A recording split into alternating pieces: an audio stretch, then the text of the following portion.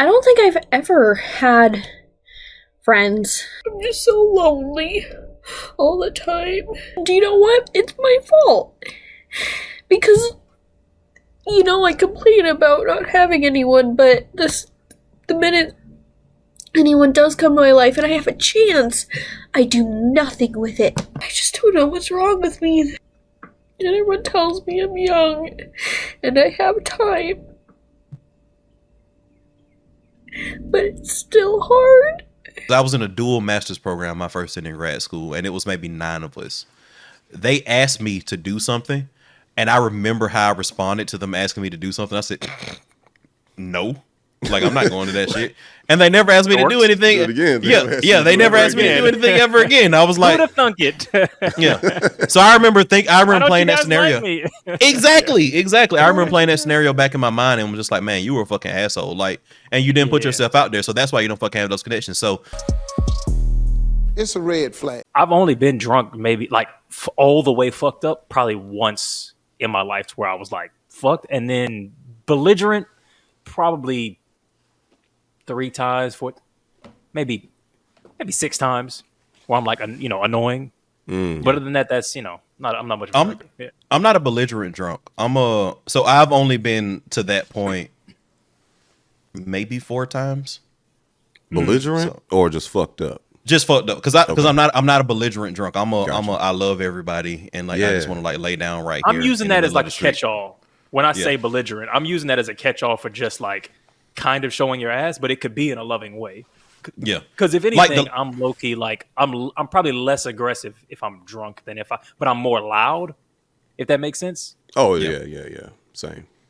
Yeah. Only one time was I like a liability when I was drunk. This motherfucker's a problem. It was an extreme problem. Like people were like, it was the time I was, Eddie, I think I told you about this, but it was the time I was drugged. Say it again. It was the time I was drugged. You were drugged? Yeah. So no, not. Yeah. So say it again. you were what? Make sure it's recording. I know. No, that's not what I meant. This is top tier content. This is top tier content. I meant tell the story again, not repeat the sentence again. So I was. This is the clip. Yeah. This is the clip. Yeah. Hey man, we're professionals. That's what we do. Yeah. I was at a bar in Athens, Georgia, and I got just like a cheap like light beer or something. They brought it out on a platter where it went to me and like a bunch of girls. I'm assuming that a guy tried to drug a girl, got my drink, and I was drugged. The only reason I knew I was drugged because and this was during when I was during my MBA program, I was moonlighting as a lab tech for Athens Clark County government, and I thought something was off because I have a huge tolerance. Like I've been drinking for a long time. I'm also a pretty big guy. So it takes a lot to like get me to that point. So I tested myself using the equipment that I had access to as a lab tech. And I popped. Wait, just like, was it in the car or something? Or it was on you? What do you mean? Like you said you tested yourself using the equipment you had access to, but I'm assuming you were at a bar. Did you just No, it was the next day. So it was like that happened like a Friday night. I woke up like really, really fucked up, and like people were telling me about like what happened, and then I went to work as the lab tech like the next like morning at like 10. So I tested myself that next morning. Damn. Were you like were you like in control of yourself? Like were you? Because I guess like I know for you, like you kind of preface it by saying, well, hey, I have a higher tolerance for alcohol anyway, but if you get drugged, that's a whole nother thing. The experience was weird. So I effectively blinked. I remember the last time I was coherent, and it was like I blinked, and it was like I woke up and I woke up on somebody's floor. Oh shit. Yeah. Okay. Yeah.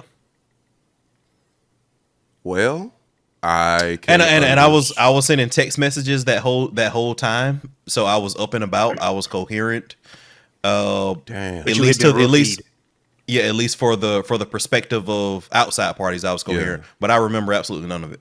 Damn. That's terrifying. Because right? Yeah, it was extremely scary. Because that means there was a guy around who was like, look, and And not to make it funny, but like obviously there was a man who was trying to do something fucked up, and he was watching like the wrong person get wobbly, or I'm wondering whether or not he was like, I'm wondering if something did happen to someone. I'm hoping that it happened to me, and he just cut his losses. Only me, and like no woman got like caught up in that situation. Right. Like I feel like that's the best possible situation. I mean, scenario in that situation where like some guy was like being a fucking asshole, and like I wasn't taken advantage of. Like I woke up on a friend's floor. Like, you know, people got me there. You know, I woke up the next morning and like was like groggy and like checked my text messages and had a laugh about it. So, I think that's the best case scenario in that situation. That's wild. Like, it just be tripping me out to think that it's niggas do that shit. Like niggas really be on that type of time. Like they go out really with the shit. Cause you gotta buy it. Like, cause they're like, it seems like a lot of stuff is like lack of education or lack of like understanding or like kind of sense of entitlement and things like that. But when you buy a drug to knock somebody the fuck out, like, there's no way for you to like, that's just psychopathic. Like that's probably one of the most craziest situations in that, like you're not even on some human type of time, if you know what I mean. Right. Yeah. And like, and also just making it a bit more lighthearted. Like the stories after that were effectively like after, because again, there was a point where I was again seemingly coherent to my friends at the bar. But like them telling the story of them trying to get my ass into like the backseat of a car.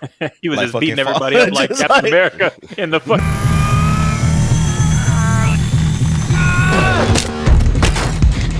It was because again, I'm not a belligerent drunk, but it was more like I'm just gonna go to sleep right here on like in like the middle of the fucking street. Like I'm just gonna. I'm taking a nap here. Okay, take a nap right there then. Good night. Good night. You guys can just leave me, man. I got this. I'll be fine. I got this. Just leave me on the streets. Don't worry. I forced before. And it's like I will survive.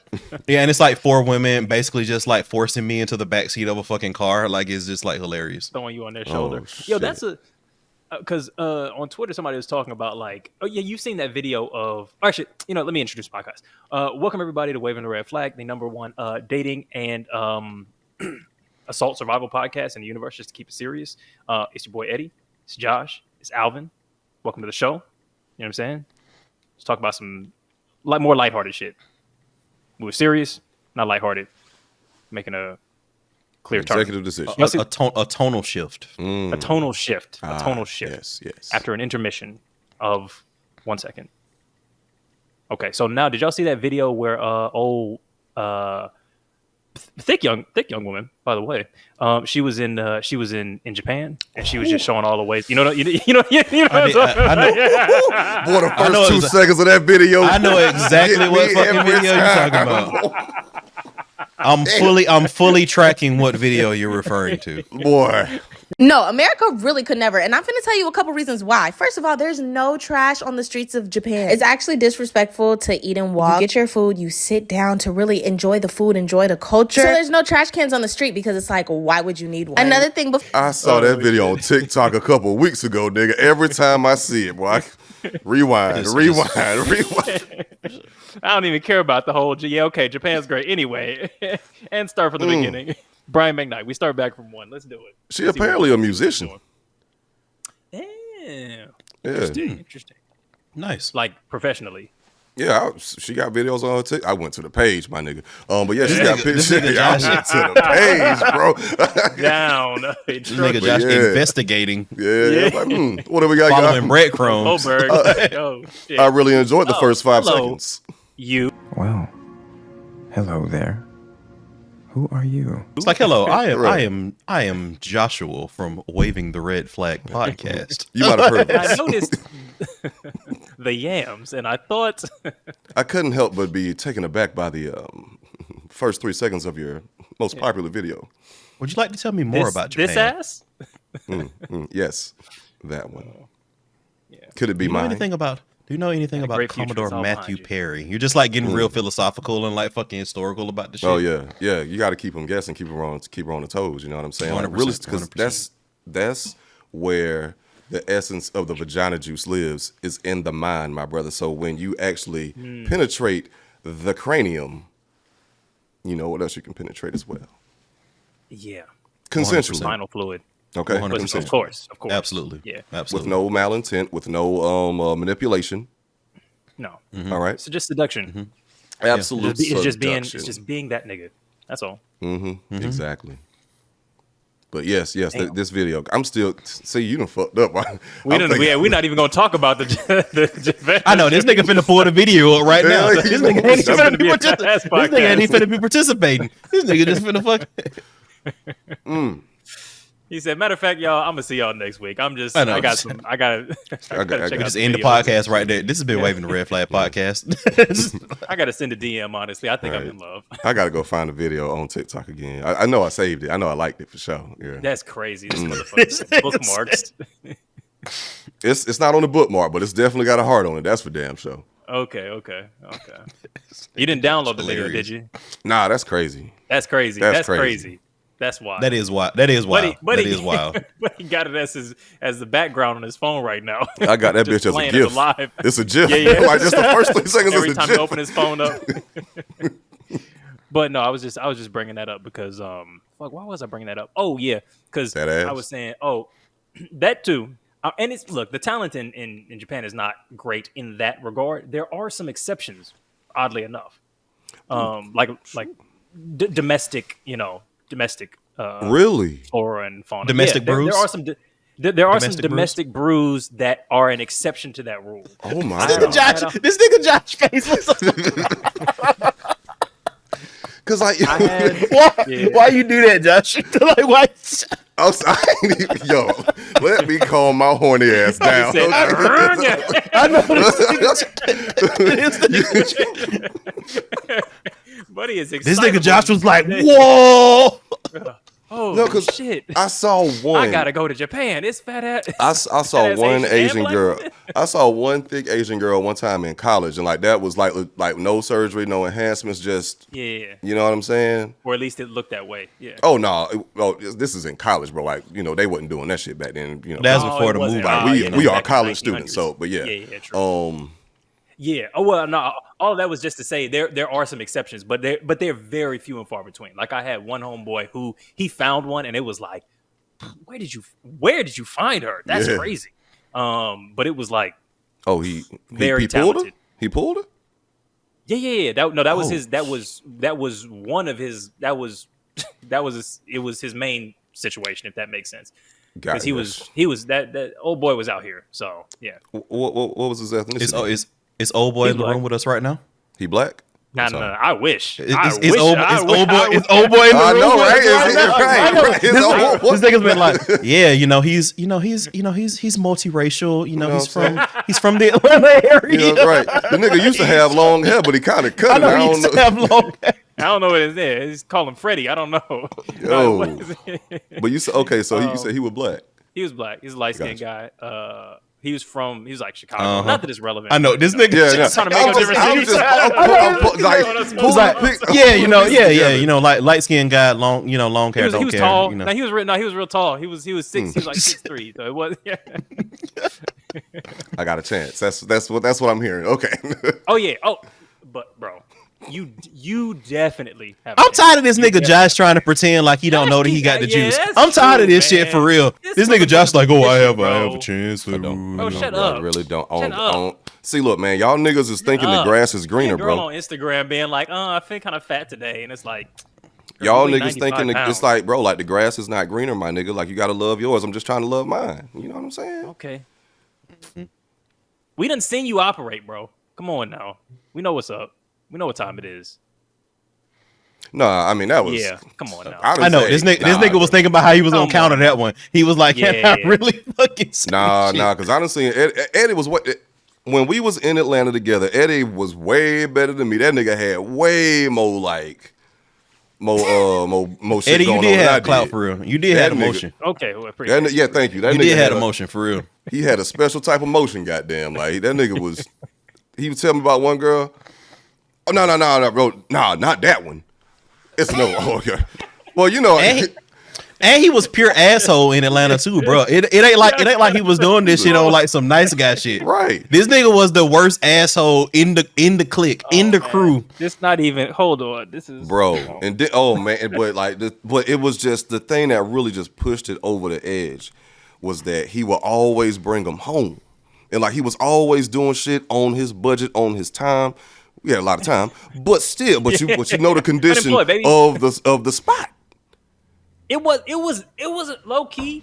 It was fucked up, but it was a nice spot. It was a nice spot, nice location, but we discussed it before. All them goddamn roaches up in that motherfucker, bro. Like that shit was crazy. There's a lot of roaches, man. There's a lot of roaches. I had some roaches fall on a girl like mid coitus, and we was like, whatever, just gotta keep it pushing. It's crazy. Damn, bro. Crazy. Damn, bro. Yeah, juice. Wild. See, that's what I'm saying. Juice levels unheard of. Goddamn. Nah, look, man. But see, that's the thing, look. That's when you're young, it's whatever. Like women who are in their, like when you're in your late teens and early 20s, there's not nothing to choose from in that regard. No, like, bro. I feel differently. I feel different in the dorms, and think about how disgusting a dorm just is. It ain't no decor. It ain't no lighting. It ain't no plants. You're fucking under a fucking terrible fluorescent light on sheets that haven't been washed in a month. So I will say that I largely agree with you, but I think that like around like senior year, like women start having expectations. Like women were like, okay, you can't be a fucking nobody. You got to have like a fucking 5-year plan or some shit. Okay, like it was different around that point. But I do largely agree with you. No, you're right. That shit was crazy because I was definitely fucking grown women with full professional jobs on a mattress on the floor. That shit was wildness. Bro, yeah. I wish I could tell the story. That you would bring us over and have us also sitting on the mattress. Oh my god, that's crazy. Right? Yeah, that was the whole. It wasn't much room in that. It was a small spot. Damn. Yeah, you don't remember that shit, Josh? Yeah, of course. Like we go over there, and he'd be like, "Oh yeah, you guys can just sit on the mattress." Yeah, but it just jogged my memory though, because like Hey man, cut this part. But you was getting that. You was getting that. What was I getting at? Oh, I was just saying that we should all go, like we should do like some travel content, like all go somewhere and see what's up, do a little content out there, and then and I was saying one potential spot if y'all are interested could be Japan, like because it's on my list anyway. Yeah, that's the same. Yeah, and I got some connects over there, so like it could be a little situation, like bro. And let me trust you, Josh. I know right now you would probably get scouted to model like 3 days into the trip. Guaranteed. Mm-hmm. I got well, see, my tattoos might be an issue. So they love that. Nah. See, this is the thing. So there is the tattoo thing with like the Yakuza or whatever, but all the fashion like people, like all the photographers and creators and magazines out there, everything that they're looking for is like Western shit. So if you have tattoos, if you look just not like a Japanese person, they are immediately like trying to put you in a magazine, trying to put you on a billboard, trying to put you in something. So tattoos is a plus in that regard. The only issue where a tattoo is going to be a problem is if you're trying to get into a bathhouse. That's pretty much the only situation where it's really going to be an issue, if at all. I don't even know if that's fully a thing anymore because everybody has tattoos these days. I saw it on TikTok, like people giving like live updates of, hey, this is something that you need to consider if you're going to visit Japan. But so they definitely do still have those rules in place, but they also have like those bathhouses that accept people with tattoos, and it's not a problem. So you can get around it. It's largely not an issue. Like it's more than the States, obviously, but it's not in day-to-day life. It's not an issue. But dead ass. Like, I'm with that. I'm down for that. Let's go. Let's do it. I got a homeboy in Osaka, but that's whatever. Okay, like I'm down. That's like a train ride. I think the Shinkansen goes between them two. We could definitely, All right, cool. All right, shall we get into some topicals? Fuck yeah. All right, cool. So one that I liked was old girl who said she's 25 and had never had a real friend. Did y'all see that one? Yeah. I don't think I've ever had friends. I'm just so lonely all the time. I just don't know what's wrong with me. Just because I feel like the like loneliness thing is always talked about in the lens of like guys, but old girl was like going through it. And I think a lot of people kind of are. 25 and zero friends, like has never had a real friend. She kind of thought some people were her friends. She, kind of had like a few friends from high school, blah, blah, blah, and just they never really clicked and it never really felt like they were ever real relationships. Well, I will say that like I kind of fuck with like Alvin and Preach's like take on it. It's like these relationships take time and effort. And much like relationships with intimate partner, people often think that their friendships are just supposed to happen. But the reality is they require effort. They require time, they require presence, they require intentionality. And a lot of people take that stuff for granted. And so when they're not able to foster these kinds of relationships, it's like, doesn't really happen. People don't have friends. It's like, well, how many times have you shown up to their special events? How many times have you guys reached up to spend time offline? How many times have they messaged you and you've really messaged in a timely manner, or you've reached out to them? I think so. They did great. Which is weird. I was like, oh shit, bro. They get a bad rap from people that's from like the leftist community, because like they're not as bad as people make them out to be. It's on certain I am topics. the leftist community, Josh. I am. You are talking to the community. Do not get it fucked up. I am the Senate. I am the Senate. Oh, shit. I am the police, nigga. Right, nigga. You are talking to the system, bro. Those are very good movie references for those not tracking, by the way. Shit. Just wanted to let everybody know. But you don't have to explain yourself. But yeah, no, like they have sensible, sane. No, what the fuck was that, Eddie? This motherfucker Eddie. I'm sorry, bro. What the fuck was that? This nigga just leaned to the side and just fucking like. I'm sorry. I don't know, man. You feeling yourself, bro? Like, I don't know. I feel like, I don't know. I'm trying to move my body to get a task accomplished, and then people start saying that I'm doing something weird. I don't know what's going on sometimes. You the best, Eddie. You the best. I'm sorry. Continue, Josh. No, I was just about to say, like, they more. I will give them at bare minimum half the time they have reasonable, sane takes. I'll give them half for sure. Yeah, I give them half, maybe better than half. Yeah, I was being polite, like not like 90, 80%. Since we got the leftist community in the call, you wanted to be polite. I understand. That's very yeah, you know, but the leftist community is in the room with us right now. I know, but because I just saw like a lot of people that just, I don't fuck with Alvin preach point blank period. I'm like, yo, they not that bad. I understand. We've been compared to them topics. Yeah. We've been compared to them, so you know. I'm definitely trying to get them to come through for sure. Like if they're game to come through, if any of our listeners are linked up with them, or share a fan, or like in their fan base, reach out. We're down. 100%.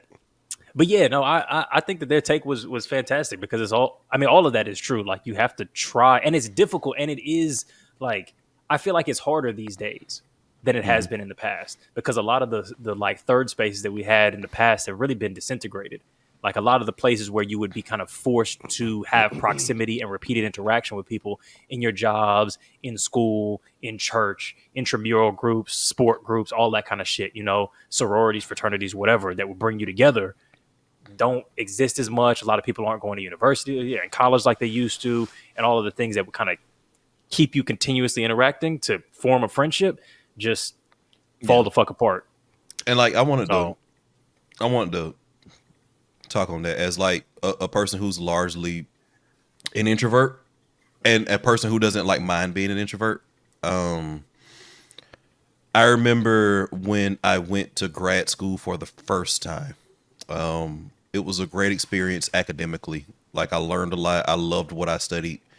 I don't have a single meaningful connection from that period of my life, from grad school. I didn't really think much of it, but as I went through my career, post grad school the first time, I started thinking about how if I needed something in that regard, like, I didn't have any connections. I had no network. And so when I went to my second stint in grad school to get my MBA, I made it a point to try to put myself out there. And like, I remember like the first step that I made, again, as a person who is an introvert, a person who's not necessarily like comfortable doing that kind of stuff. We had a class group me that we started, and one member of the class, who ultimately became one of my best friends, like in life, said like, I'm going out, anybody want to come? And that was kind of like the jumping off point of me being integrated into like the social community in my MBA program, and the beginning of our friendship. So, and that was difficult for me. It was something I had to be intentional about. It was something I had to do. And it was something that I knew I had to be intentional about, because I knew that in the past, when I wasn't intentional about it, how that limited me. So I do agree with Eddie. I think that it's difficult for a lot of people, more so than others. I think that even outside of the context of university / college, it can be even more difficult. But I think that a good thing that Alvin Preach like highlighted when they were talking about it is that you have to kind of be intentional and work towards those kind of relationships. They don't kind of just happen. Yeah. And I know Especially that's in the modern day. especially in the modern thing. And I think that's easier said than done. But I do think that you have to be intentional about how you do it. Like, they're not going to fall into your lap. For anybody who's dealing with what like that particular poster is dealing with, it's the intentionality that you're missing. You kind of got to put yourself out there. The stuff's not going to fall into your lap, but I do want to give the caveat that that's the hard part. That's where we kind of got to bridge the gap, because that's the difficult portion of it. Anybody can tell you that you got to be intentional about it. So now we got to talk about the hows, the whys, the wins, all that kind of stuff. What her problem was that she actually, like you said, like she thought she had friends. It was like she had friends, but yeah, she wasn't following up with people.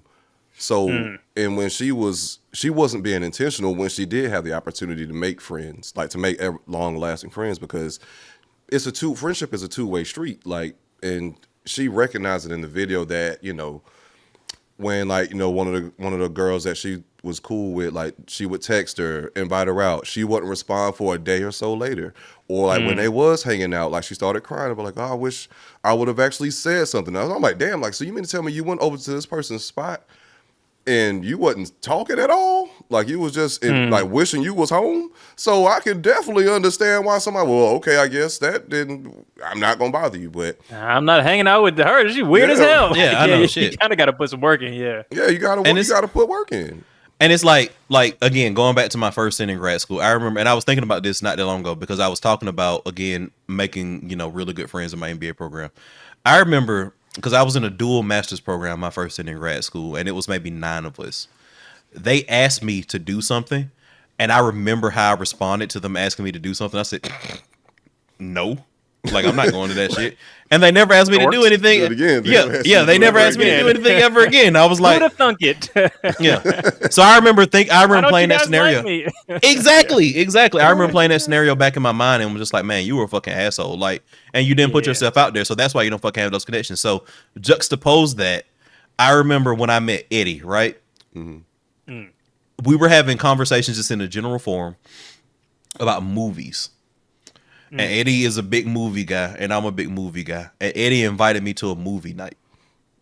I don't know if you remember this, Eddie, but that's how we became cool. You invited me to a movie night, and I was like, that's not even some shit that I would normally even do for somebody that I didn't particularly know that well. And I was like, real niggas don't even do that type of shit. Yeah, and I was like, no, man, this guy, you know, invited me to a movie night, you know, like that kind of shit. So like I went, and like now we're fucking here, like years later. So it's like, you really gotta be intentional with this kind of shit and kind of step outside your comfort zone to kind of do that kind of stuff. Because if you do what's comfortable to you, a lot of times you're gonna miss out on those situations. And I've been on both sides of that, like pretty regularly. So I know what that looks like. And you know what? To add on that, because I think that there's maybe two sides of this, and I think we should be as specific as we can in this conversation, because I really think we should be, as a community, kind of like building a model for like how to connect with other people, because people talk about this shit when it comes to like relationships so much of like, here's how to find your wife, how to find your husband, and here's how to do the first date and the second date and the third date and what to do, but they don't really talk so much about strategically how to build community and friendships, which can be so much more fulfilling and is so much more important. And the culture really doesn't. You really got to do it all for yourself. Like, and not to get into the bag of like pull yourself up by your bootstraps, but look, in 2023, yes, but I think that there's some structural problems that are putting people in a worse scenario than in the past that need to be addressed. 100%. But it's like, and so, but we're here right now. We're here right now, and so being here right now, nobody's gonna come save you. No one's gonna come fix the YMCA at your local place. No one's gonna make it more affordable for you to go to college. You have to do really all of the work to create your relationships and your friendships. So with that being said, listener, I think it's two real main ways that you can do this, or two kind of techniques, which is one, create situations for incidental hanging, and two, say yes to situations for incidental hanging. So if you're in the Eddie situation of being like, all right, I'm gonna put together a movie night and I'm gonna invite people. But also if you're in the Alvin situation of being like, I low-key don't even know if I 100% want to fuck with this, but like, fuck it, yes. Like, so just saying yes when those opportunities do arrive, but also creating those opportunities, I think, are two really big things that you have to commit yourself to doing. And the other thing is, so I garden a fair bit. I would say I'm a gardener, you know, And I think I've kind of like, I guess maybe like learned a lot of shit from gardening, or just kind of think about things in gardening terms. A lot of this shit when it comes to relationships is not going to be like instant gratification. Because I feel like with the relationships, at least you kind of get to fuck on the first date. Maybe, or whatever, you know, if you get to fuck on the first date. Yeah, exactly. you get to fuck on the first date. At least it's kind of fun, you know, even if it's date, you can always fuck on the first date. Am I right? I know. No, it's not for everybody else. Am I right, guys? That's not how it is. Popping his fucking shawl collar over here, just fucking like, you know. Ass got tucked, yes. But with friendships, it's like realistically, the good part of the friendship might be 12 months out, if not further, from the initial starting point shit. Shit can be like boring. You're talking to motherfuckers you don't want to hang out with, people who are irritating, people who are annoying. And then you look back after 2 years and you're like, fuck, this person's my emergency contact. But it can take months, years to get to that point. But you gotta plant those seeds now, and you gotta be willing to do that and do it across a few avenues. But it takes that discipline and that commitment of being like, you can't will friendship into existence on day one just because you're lonely. Once you're lonely, it's already too late. You got to start now to give your future self that gift of friendship. So yeah, it's crazy because sometimes like you got to follow your gut when like your gut tells you to talk to somebody or like ask someone how they doing, or like, you know what I'm saying, strike a conversation. If you see something interesting, like you can talk to it that somebody has on, just or whatchamacallit. That's what they if someone has on a whatchamacallit, like, oh, what's that? Oh, cool, I know X, Y, and Z about that. But you have to get out of your own way and really step outside of your comfort zone to actually have those conversations. And oh shit, man, I hope I ain't about to say no names, but I hope my homeboy don't mind if I tell the story. But like one of my longest friendship, this nigga's been my brother since like 5th grade. Now, mind you, literally we're children in the 5th grade. Yeah. He man, like the teacher wouldn't let him go to the bathroom. Had a little small incident on himself in class. Yeah, it's a situation. And, you know, and you can imagine, like, you know, the embarrassment. You putting this man business out there. You know what I'm saying? He's 5. I know, right? but you can imagine, because like the classroom kind of smells it. We don't know who it's coming from. Yeah. It hasn't been identified. Kind of murmurs in the classroom, kind of figure it out. But I just remember when we were like leaving school that day, for some reason, something told me to just go up and talk to him and walk him home. And me and him, I walked him home that day. Damn. And we've been like that ever since. Yeah. So, I mean, not similar situations, but like the friend that I just referenced like prior in the story about, you know, being in my MBA program, and like, you know, early in the program, I went out because she put out the invite. Again, still one of my best friends today. We talk regularly. She effectively adopted me, right? Because she's an extrovert, you know, and I'm an introvert. So like during the program, she'd be like, "Oh, Alvin, you got to come to this concert. Oh, Alvin, you got to do this," and like that eventually helped me like find my place in like the social hierarchy of those kind of situations. So like it got to the point where I would be the person who would like suggest that we like do things like as a group. So like trivia is kind of like my thing. Like I have a lot of random stuff. Like I love trivia. So we would always. We never went to trivia together, did we? Have we ever done trivia? We've never done trivia. God, we did a actually trivia. No, we did one time. We did one time. Oh, okay. Literally once. But like in my MBA program, like basically a standing Thursday thing that, you know, was kind of formed around like my love for trivia, and her kind of being like the social butterfly that she was, kind of blossomed out of that. So I do think that Josh brings up a very great point, that you kind of gotta understand, you kind of gotta read the tea leaves a little bit, you know, understand like what can be like a meaningful relationship, and what feels good and what feels right ethically, like from your gut, and that kind of can guide you a little bit. So I do get that. The only thing I wanted to say is that I do think that there's the line where people are struggling to kind of cultivate what friendship means to them personally, right? Like friendship and what is a good friend and what you want from a friendship is a very complicated subject, even though like I think superficially we think that it's very simple. Oh, like that's my friend, like that. Like people have struggled with defining what is a good friend for centuries, for thousands of years. And like in preparation for this conversation, I kind of just went back and like read some excerpts from like Aristotle's like the Nicomachean Ethics, because he has in book 8 he has like that whole treatment about like what's a good friend, and he goes into friendship of utility, friendship of pleasure, friendship for quote unquote the good, all that kind of stuff. Like this motherfucker had no, like he was posing questions in that book, right? He was like, well, this is what I think. I don't know. Sure. Do you motherfuckers agree? Like a lot of this stuff is more complicated than I think we give it credit for. So I also think that sometimes when people say they don't have any friends, I think they're also putting a lot of onus on like the relationships that they do have to be something that I don't necessarily think a friend has to be in order to be a good friend.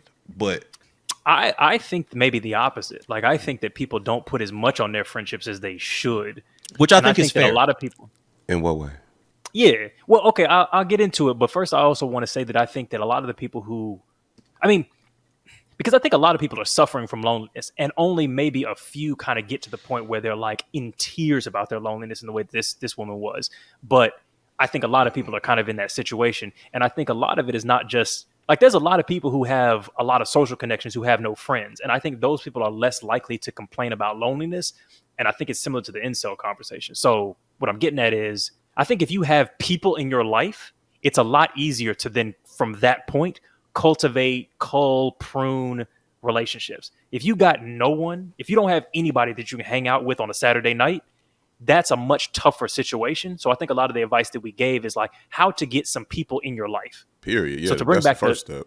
How to bring anybody, because you're stuck at zero. And I think to go back to the gardening metaphor, it's like once you plant some trees and you can prune some stuff back and decide what you want and pull stuff up, it's cool. But if you've just got barren land, you can't do anything with that. You can't eat off that. So you got to plant something. But so that's the first thing. I think some people are just at zero relationships, and that's you're going to say, Alvin? No, go to the second thing. I ain't want to cut you off. The second thing is I think that turning a relationship or a set of relationships or a social circle into actual friendships is a different thing. So I have a very specific definition of what I consider to be a friend, but also there's levels within that, which is a thing I've learned over time. And I think people don't ask enough of their friendships. And I think Simon Sinek is the one who kind of put me onto this, is that I think a friend... So I realized recently that I use the word friend too loosely. Yeah, I'm friends with him. Yeah, he's a friend of mine, right? And the reality is I call a lot of people friends who aren't my friends. And I think this is one of the probably the best definition, is that a friend is someone that you can depend on without feeling that you're a burden, that you can have them depend on you without feeling that they're a burden, someone who you can tell about your successes and your failures without feeling shame or that they're going to compete with you, and a person that you don't mind sharing your secrets with. And I would add that when I think of friendship, I also think about a person who is a witness to your life in some way, meaning they know what's going on with you at any given time. Now, obviously, there's layers of friendship where not all of those criteria will be met, but I would say at the highest level of friendship, that's all of those criteria are met. And I think that you can cultivate that. But it takes effort, it takes work, and it takes specifically choosing who you're going to and communicating that. Like, here's what I'm looking for in friendship, or here's just what I expect from this relationship type of shit. It sounds so formal when you say it like, I mean, because that maybe, because for me, like, I've never had to explicitly say anything like that to any of my friends. Like that's just what it is. But for the most part, neither have I. Yeah. Yeah, right. Because I mean, like, I feel like that's kind of job interview. Like, I wouldn't recommend for some. Here's what I'm actually. Oh, that's great. Yeah, I mean, you know what I'm, that's but like, yeah. I mean, conceptually, that's I'm conceptually about the concept. Yeah. Gotcha, for sure. Cause. Man, I'm not at drinks like, all right, look, by the way, I pull out a fucking laptop and like, this is what we're doing here. Like, that's not happening. But yeah, I feel like it gets, and again, I'm going back to Aristotle. I feel like that gets at friendship of utility.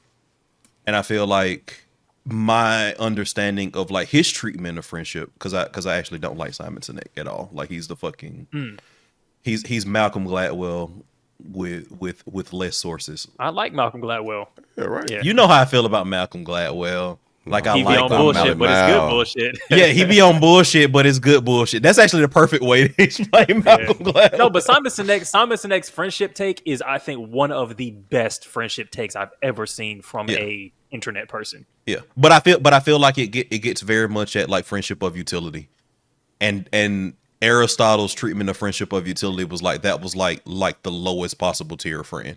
Like none of colleague. That's not a friend. Yeah. Yeah. But my whole thing is that some of that stuff I think gets muddied for me personally, because I think me being a good friend is not being a burden, right? I'm not even like I'm actively trying not to be a burden, for example, right? I think me being a good friend is like I'm actively trying not to put you in a position where like I think you should. I'm putting you you in like a precarious like kind of like no from like a secret perspective, for example, right? Like I feel like some of that stuff like gets like a little bit more nuanced when you kind of like really break it down. And I'm not saying I have all the answers on that, because again, I want to continue to give the caveat that some of the brightest minds in human history don't have great definitions and great drill downs for what friendship truly is. But I do also think Did you that just like incidentally refer to yourself as one of the greatest minds of? Is that what just happened just there? no. Okay.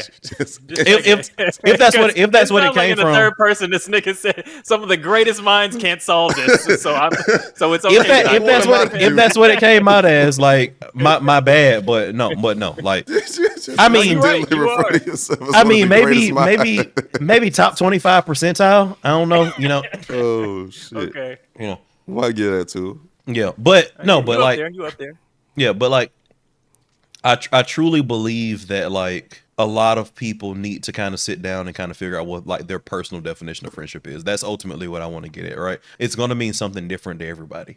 I think when we try to give like universal definitions for it, that's where we kind of like fuck up. And I think like you kind of got to find like what specifically makes a friend for you in a way that's fulfilling and kind of bridges that gap for your specific loneliness within reason. Because sometimes your loneliness is also like not a function of anybody else other than your hangups. But in general, I think, yeah, maybe, literally maybe. But I think that in general, people should kind of define those things personally and kind of figure out what that looks like for them. But I also think that there are these kind of like Hollywood depictions of like what a friendship should be that kind of like skew like that personal like lens. I think that part of the utility of having a universal kind of a definition or a foundation is that I don't think we have, like, if I got on here and said a healthy romantic relationship has the following things and does not have the following things, I don't think any of us would balk at that or go like, oh, well, it's each individual. Like, yes, of course, each individual. I think me and Josh would, like, historically, like, kind of having those conversations with us. I think both of us would. I was thinking of contentions when you said that. Yeah. Like, something in me just okay. Fuck that. Yeah. Maybe. Let me finish this point, and then maybe y'all will still disagree. I think that if I go, a good romantic relationship should be one where you don't default towards insulting one another, or it doesn't have physical violence, or when the other person gives a bid for affection, you more often than not take it on board. You think proactively about how to meet the other person's needs and they do the same thing for you. Like those things, for instance, I think, maybe I'm wrong, but I think we would kind of go, yeah, pretty much every romantic relationship should probably have those things. There's variation, but probably everyone should have all of those four things, for instance. I think for most of those things, like if you like set like a baseline of it, like I don't even necessarily think you have to be a friend for anything that you would like say outside of like or even like a romantic partnership other than like intimacy. Broadly defined, like intimacy. I think most of the things that you would say outside of that would be like basic common courtesy in my mind. Like, oh, like I don't like do mean things to this person. Like, cool, I wouldn't. I think like prefer to do mean things to like anybody. How about this? Because like when I think of friendship, like just a baseline, right? Like I should be able to tell you something in complete confidence, and I don't have to worry about you saying that shit to somebody else or spreading my business. Like, you know, I should be able to confide in you without having to worry about it getting out.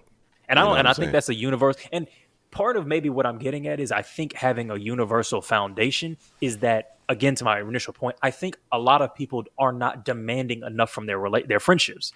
They don't think that a friendship can meet. They're just like, yeah, I mean, look, my homeboys are my homeboys, but if it ever came down to it, they might fuck my girl. If it ever came down to it and I really needed them, it's kind of a 50-50 split. Yeah. That's what it is in the streets. And I think coming in and going, no, this is actually the bare minimum, not what I think that's what I'm talking about, is that the definition of a bare minimum relationship is kind of necessary for people to go out into the world and have healthy relationships. So if you go, look, everybody has to, because this is what happens with like romantic relationships. People go, don't tell people how to have their relationships, and it's really just a nigga beating his girl. And it's like, no, there are certain things that aren't acceptable. There's certain bare minimums, which we talk about bare minimums on this podcast all the time. every man in a relationship should be not doing the following things, or should be doing the following things, or vice versa.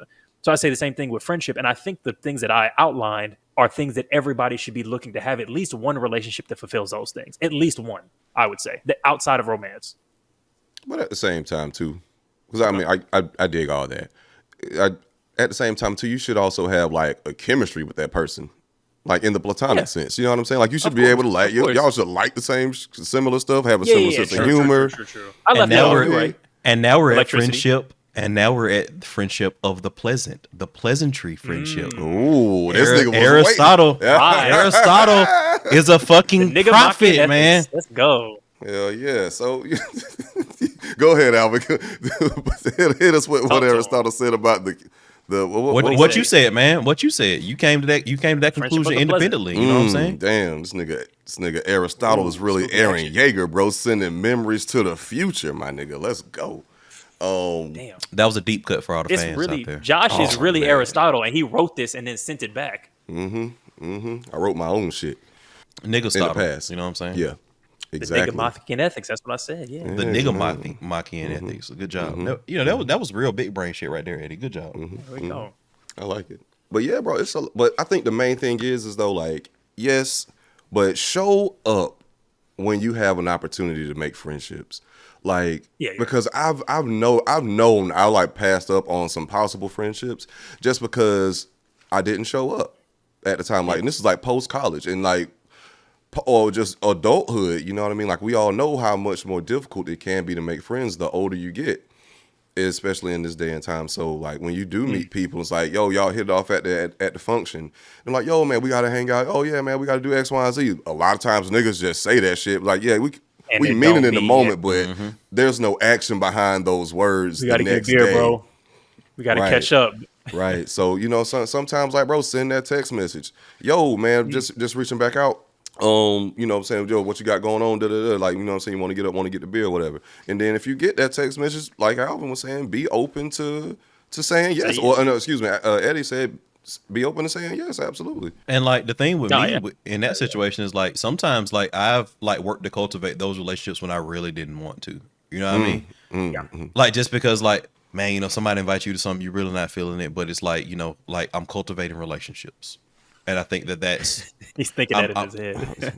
100%. I'm planting that seed. So that later I can reap what I sow. In Sit that under regard. the shade of that tree. Man, it's just funny to think about how you met your friends and just kind of by how chance people come into each other's lives. Because I met Eddie through my old roommate, and Alvin, I definitely, you know, we hung out, but Alvin, you never came to the apartment that I was staying at the time. But you might have met the person out. Yeah. I met that roommate first. Yeah, that makes sense. Yeah. And then, because it was a poetry night thing, and then I met Eddie, and Eddie started talking to me too. And Eddie was like, yo, come out to such and such. So I was like, oh, okay, well, he seems cool. And this is a time where, you know, I got friends, but I don't have a lot of stuff going on. Like, you know, I need more of a social life. So I said yes. And I met Alvin through the whole group. Shenanigans happened. Good ones. I've met lasting friendships through Eddie. Like, you know, again, saying, yeah, I'll come to this movie night.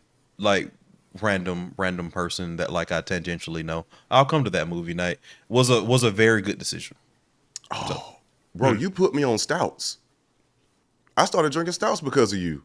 Yeah, the milk stout, the nitro milk stout. The left-handed nitro milk stout. Yeah, because Alvin ordered it. Yeah. And he was like, "Oh yeah, you want to see some?" He was cool like, "What's shit? That?" I like that. I'm like what I'm seeing. Yeah, that's the other wonderful thing I think about friendships is like learning. I don't know what Aristotle said about this one, but like learning from friendships and all that kind of shit, like being put onto something or like maybe something you're already into, and you like make a connection off of a shared interest, and then they show you more stuff about that. You show them stuff about that, new music, new shows, new books, whatever it is, new alcohols. That's one of the bits of magic there. And I just think that if people kind of looked at their friendships and said, it doesn't have to be as like the outline that I gave is not that's what you show up to a first date. The same way you wouldn't do that if you show up to a date going like, here I expect the following, and I'm trying to have a baby by this. Like that's weird as fuck. But do it. coming in and going like, But people do it. I'm just saying. yeah, which is weird as fuck. But having some intentionality and going like, I'd like a friendship that can benefit my life, and who I can benefit somebody else's life is like coming in with that. You can't create those. I mean, look, they do happen by happenstance, of course, but like it's a lot harder to create those if you're not coming in with like, no, this is what I consider a friendship to be, you know, at least so that you can kind of like divide stuff up because every relationship ain't gonna be that, you know what I'm saying? Sometimes you have drinking buddies, you hang with them. When you hang with them, it's cool as whatever, but at least having in your mind like, oh, like it is possible to have a friendship where this is a person who I can go to when I need something emotionally. Just having that as a thought is a thing that a lot of people never even fucking have. And that prevents them from forming that type of relationship. That's crazy. That's fair. Yeah, well, yeah, that's fair. But just to think to not have people like that you can call, like, you know what I'm saying, when you're going through it, because hell, you know, it's only a few people that I know I can. Well, you know, I can call it. I have that definition of friendship down packed. Like I know who my friends are. I don't use that shit lightly. Yes. And like if you my friend, you my brother. Like, you know what I'm saying? I refer to that's nigga like my brother. That's all I'm talking about. And I know I can call on them, but I don't always call on them when I'm going through something. It's like if it's a specific thing, I know I can talk to this person. Yeah. You know what I'm saying? And then I'll talk to the other person like later on down the line, or maybe just never fucking come up again. But just not having somebody that you can, when you're really going through it, that's tough. That's tough as fuck. I don't think y'all realize how debilitating that can be, to be like, yo, I just got fired, or my girl just cheated on me, or my parent died. And if you don't have a relationship and you're a young woman, a young man, you know, otherwise, and you go like, it's just me in this pain. I don't have anybody to talk to about this. I don't have anybody to distract me and hang out and grab a drink with. Like, that is some seriously excruciating pain, like, that I don't think we maybe fully grasp. So like, and the other thing is, having like a half friend is also a difficult fucking situation. Your dad just died and you're like, do I call that girl who one time said we should get drinks? Oh, you hell know what no. I mean? Yeah, no. Right. Well, so it's like, that's even I mean, more, well, you know, I wouldn't consider that it does person sometimes a friend. happen. Yeah. I wouldn't consider That's that person my point. a friend. That's my point. That's my Like, point. Which is I mean, my point is, a lot of people don't have any friends in the way that we have kind of coalesced on our definition. A lot of people have some drinking buddies, right? Like the woman in the video, she might have some social connections with some other women, and she goes, I'm going through it. Who do I talk to? And it's like, I guess I could call Susie, but I'd come across like a fucking insane person. We don't have that relationship. Like, why you so I calling really me about don't have anybody. So sorry. Yeah, like, I guess, what the fuck? And then so it's like, don't you have somebody else to call for this? And it's like, actually, no. That's a whole other pain of having people you know, but no one you can talk to. No, but I think the only thing that I would say is I understand that, and I get it, and I understand that what we're telling like people in that situation to do is difficult. But you kind of got to start somewhere and start cultivating those relationships like now, if that's what you want. Yes. So I'm very fortunate. So I talked about how I had struggles at a specific point in my life on like finding like new connections and all that kind of stuff. But like since I've like overcome that, like I have like lots of connections and people that I talk to on the daily basis and that I love and care for my MBA program, like people that I've like grown close to and like have like great like love and admiration for, like even in my work, like post that. But I'm fortunate in the fact that like I have connections that like I've known since like fucking elementary school. You know what I mean? Like I've held on to a lot of like really great friendships like throughout my entire life. But that takes work. You know, like at every single step of the way, that was me doing stuff that was uncomfortable for me. That was me doing stuff that wasn't necessarily convenient. That was me doing stuff that wasn't necessarily fun. So you got to start somewhere if you want those level of connections, if you want that level of camaraderie.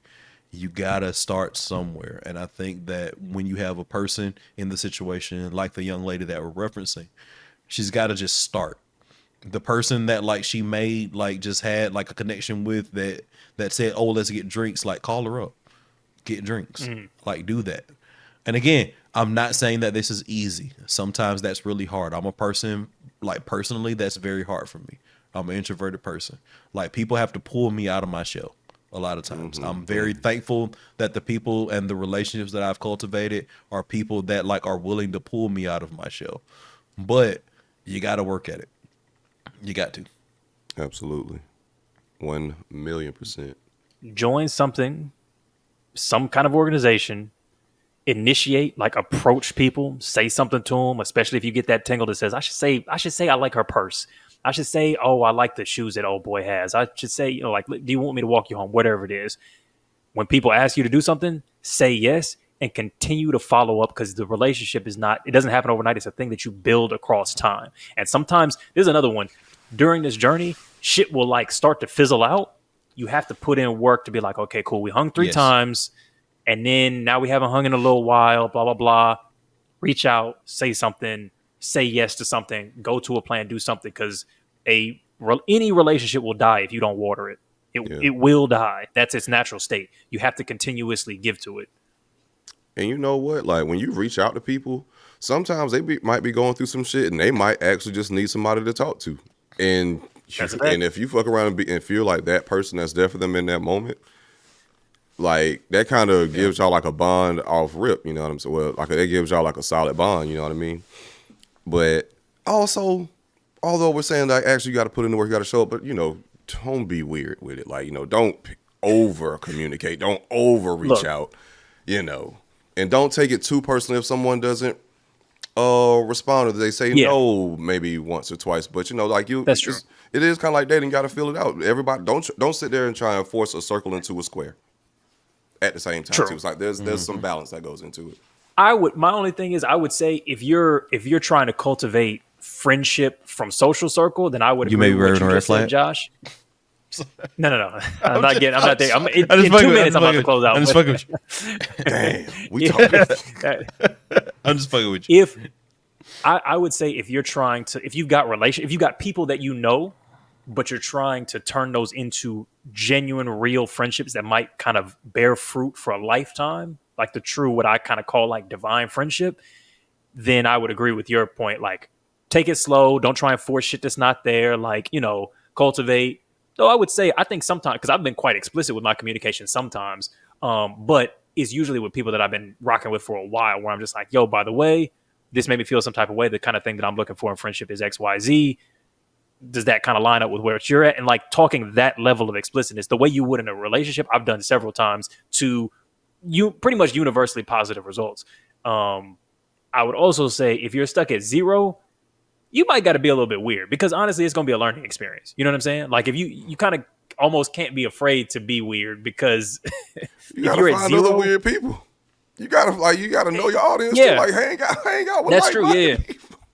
Hang out with weird people, because it's just this nigga Josh was like, you ain't gotta hang out with motherfuckers with the swag that I got. You might gotta find some of these. Don't bring it over here. Well, like I'm different. Yeah, I mean, look, you know what I'm saying. You know what I'm saying. You know your audience. I'm weird my own way. So, like in other words, what I'm getting at is just don't be afraid to like don't try and be too cool about it, because I think sometimes when it's former friendships, we're trying to be too cool. Like, I don't want to do too much. I don't want to act weird. I don't want this person to think I'm trying to fuck when I'm really just trying to be a friend. Like, cool, fair enough. Those are good things. But if you're at 0, don't even fucking worry about that shit. Just try and form something. Like, you know what I'm saying? Like, don't get too ahead of yourself thinking like, oh, I got to be the right blend of cool to kind of ask if this guy want to be my homeboy. Like, just fuck it up and be, you know, and keep pushing. For real, man, I've been trying to subtly like work this in the whole time, but I don't want to gaslight people in those situations, because I feel like a lot of people will just tell you that that's a lot easier than it is. Like, I want people who are dealing with that, who are listening to us. That is not an easy thing for a lot of people. That is something that can be insanely difficult. So I want you to know, if you hear this, that like we understand that. Like, that's something that can be very uncomfortable. You are going to be pushed outside of your comfort zone, which can be hard. It can be very much something that like puts you in a state of apprehension and anxiety. Get it, but you'll feel so much better on the other side if you can work through that level of barrier. It's hard, but it's something that you must do, unfortunately. Like the tools just don't exist for that to be handed to you anymore. So you have to do this. I think you said it better in an older video. Like, it's difficult, but it's something it's worthwhile. It's worthwhile, definitely.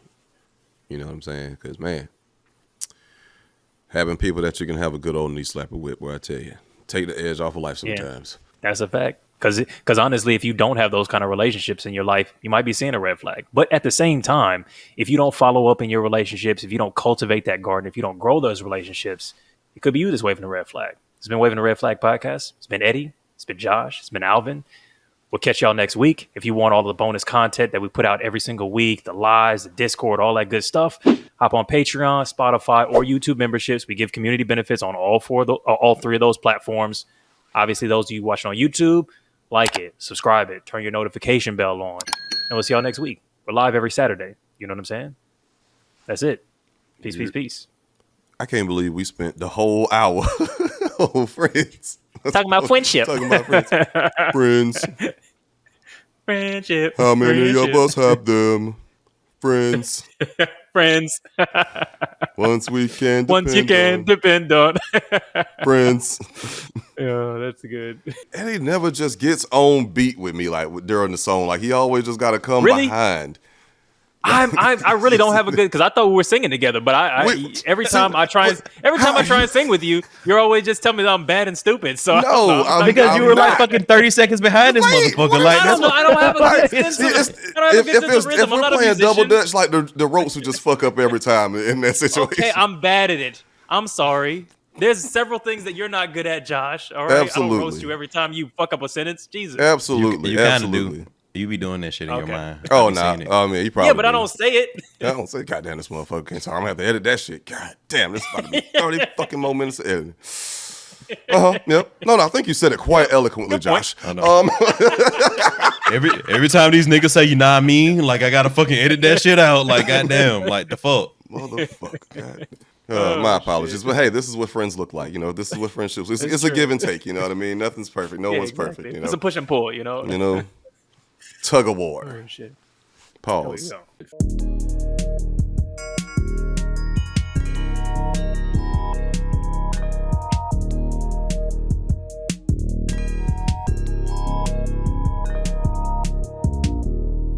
It's a red flag.